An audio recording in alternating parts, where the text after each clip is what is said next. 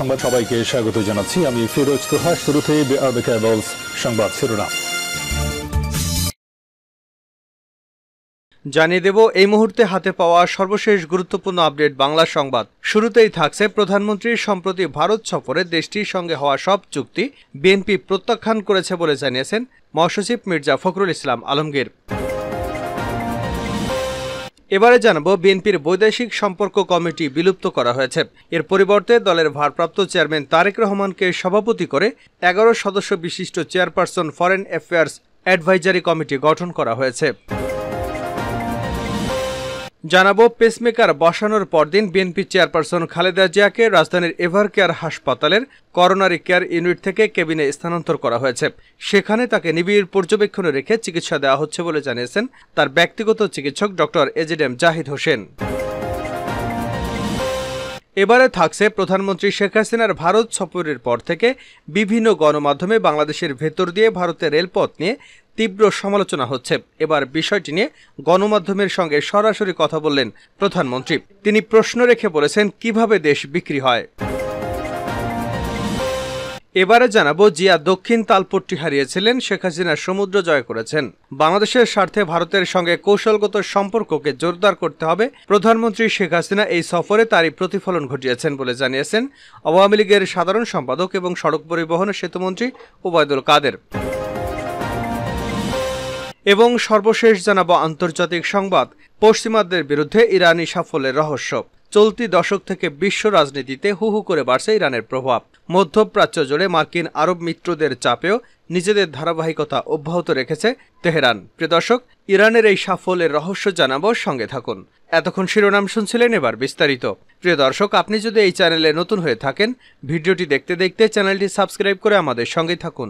আর এই ভিডিও সম্পর্কে আপনি আপনার মূল্যবান মতামতটি কমেন্ট বক্সে জানিয়ে দিন।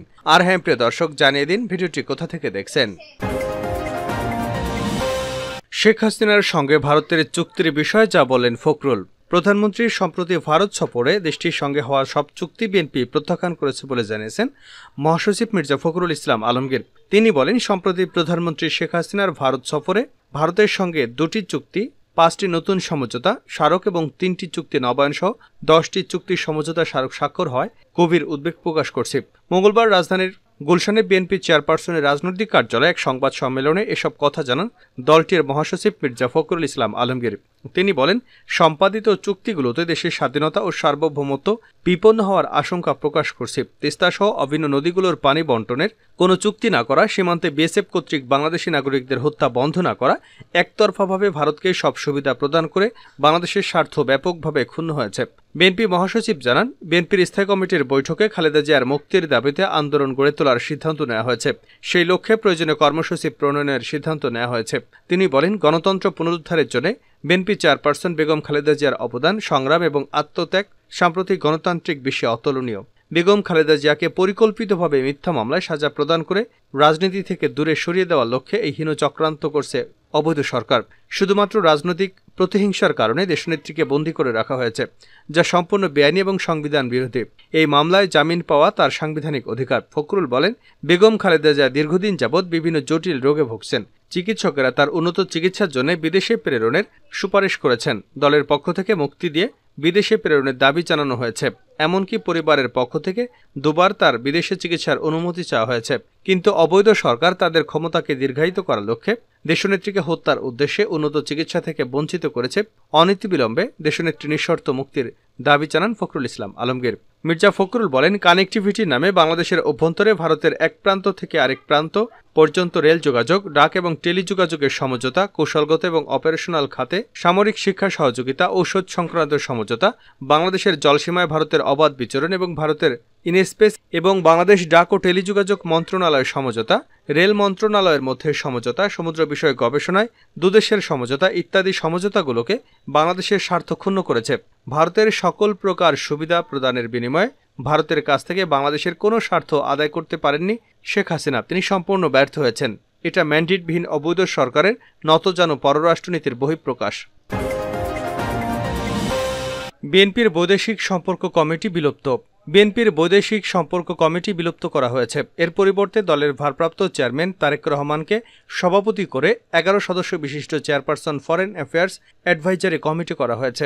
সোমবার দলের সিনিয়র যুগ্ম মহাসচিব রুহুল কবির রিজভী স্বাক্ষরিত এক প্রেস বিজ্ঞপ্তিতে এ তথ্য জানিয়ে বলা হয়, 2019 সালের 4 ফেব্রুয়ারি গঠিত বৈদেশিক কমিটি বিলুপ্ত করে 15 জুন অ্যাডভাইজারি কমিটি গঠন করা হয়। অ্যাডভাইজারি কমিটির সদস্যদের মধ্যে বিএনপির আন্তর্জাতিক বিষয়ক সম্পাদক হুমায়ুন কবির, সাবেক রাষ্ট্রদূত সিরাজুল ইসলাম, কুড়িগ্রাম জেলা বিএনপির সভাপতি তাজবিরুল ইসলামকে চেয়ারপারসনের উপদেষ্টা কাউন্সিলের সদস্য হিসেবে পদমর্যাদা প্রদান করা হয়েছে।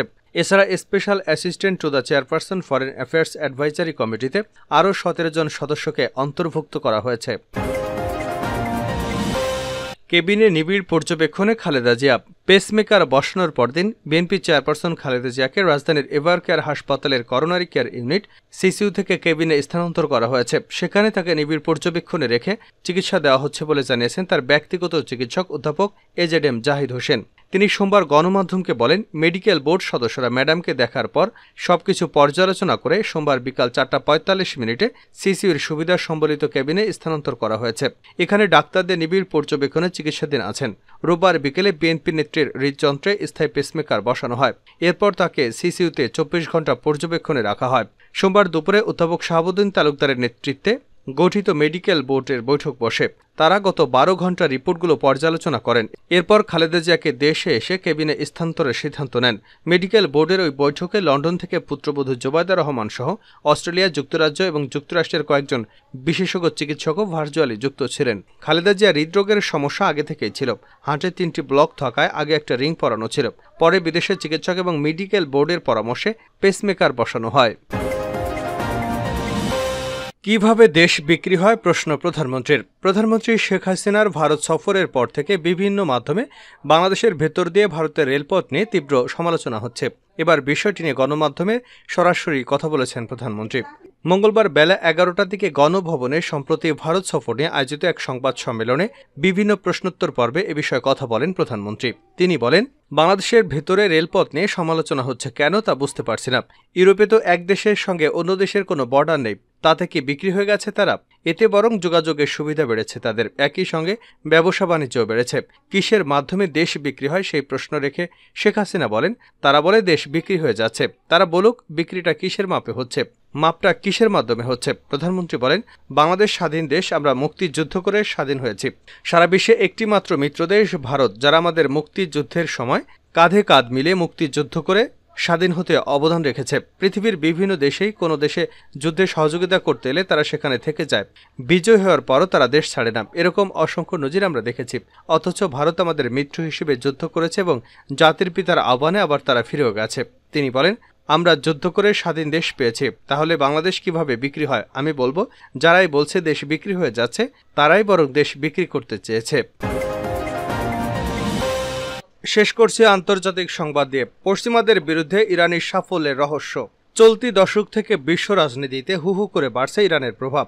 মধ্যপ্রাচ্য জুড়ে মার্কিন আরব মিত্রদের চাপেও নিজেদের ধারাবাহিক সফলতা অব্যাহত রেখেছে তেহরান। বলা হচ্ছে, শিগগিরই ভূ রাজনীতিতে অন্যতম পরাশক্তি হয়ে উঠবে শিয়া সংখ্যাগরিষ্ঠ এই দেশটি। দেশটির যেমন রয়েছে সামরিক সফলতার ঐতিহ্য, তেমনি রয়েছে সাংস্কৃতিক ঐতিহ্য। সম্প্রতি ভূরাজনীতি ইরানের গুরুত্ব বাড়ার সঙ্গে সঙ্গে উঠে এসেছে ইরানি জাতির সাফল্যের রহস্য নিয়ে নানা কথা। জেনে নেওয়া যাক কি সেই রহস্য। ইরানি সংবাদ মাধ্যম পাঁচ টুডের এক প্রতিবেদনে বলা হয়েছে, ইরানে ইসলামী বিপ্লবের পরবর্তী ঘটনাগুলো দেশটির প্রতিরোধ এবং বিজয় অর্জন অন্যতম দৃষ্টান্ত। মুসলিমদের পবিত্র গ্রন্থ কুরআনের সূরা ফুসসিলাতে 30 নম্বর আয়াতের উদ্ধৃতি দিয়ে ইরানের সর্বোচ্চ নেতা আয়াতুল্লাহিল উজমা খামেনি জানান, ইরানিরা আল্লাহর প্রতি তাদের দোয়া ও শপথে অবিচল। বলা হয়, ইরানের উপর ইরাকের সাদ্দাম হোসেনের চাপিয়ে দেওয়া যুদ্ধে ইরানিদের প্রতিরোধ এবং বিজয়ের অন্যান্য সফলতা অর্জনের এক অন্যতম দৃষ্টান্ত। বর্তমানেও ইরান দৃঢ়তা এবং অবিচলতা বজায় রেখেছে এবং এর ফলে বিজয় অর্জন করেছে। পার্স টুডের প্রতিবেদনে বলা হয়, ইরানি জাতির এই দৃঢ়তার কারণে মার্কিন পরশক্তিসুলভ দাপট বিলুপ্ত হয়েছে এবং ইরান হয়ে উঠেছে নির্ভীক এক সাহসী। আর এই দৃঢ়তা এবং অবিচলতার কারণে মহান আল্লাহ দেশটির উপর বরকত এবং রহমত নাজিল করেছেন। ফলে ইরানি যুবকদের হৃদয়ে শত্রুর প্রতি কোনো ভয় নেই। মুসলিম ধর্মগ্রন্থ কোরআনে বলা হয়েছে, যারা আল্লাহর পথে অবিচল থাকে, সর্বশক্তিমান আল্লাহ তাদের ভয় এবং দুঃখ দূর করে তাদেরকে সাফল্য দান করেন। আর এটাই হচ্ছে আল্লাহর পথ। আল্লাহর পথে চলার অর্থ মানে এই নয় যে কেবল ঘরের এক কোণে বসে ইবাদত করা। আল্লাহর পথ মানে মানুষকে সৌভাগ্যের দিকে এগিয়ে নিয়ে যাওয়া। ইরানি জাতি সে পথই বেছে নিয়েছে। বলা হয়, ইরানি জাতি ন্যায়ের পথে দৃঢ় থেকে খোদাই দাসত্ব, সাম্য, ভ্রাতৃত্ব এবং নৈতিকতার উপর অনড় রয়েছে। আর এজন্য তারা স্বাভাবিকভাবে আল্লাহর পক্ষ থেকে প্রতিদান লাভ করছে। পশ্চিমাদের বিরুদ্ধে ইরানের শহীদ পরিবার নিজ সন্তানদের শাহাদাতের কারণে আনন্দিত এবং প্রফুল্ল থাকে।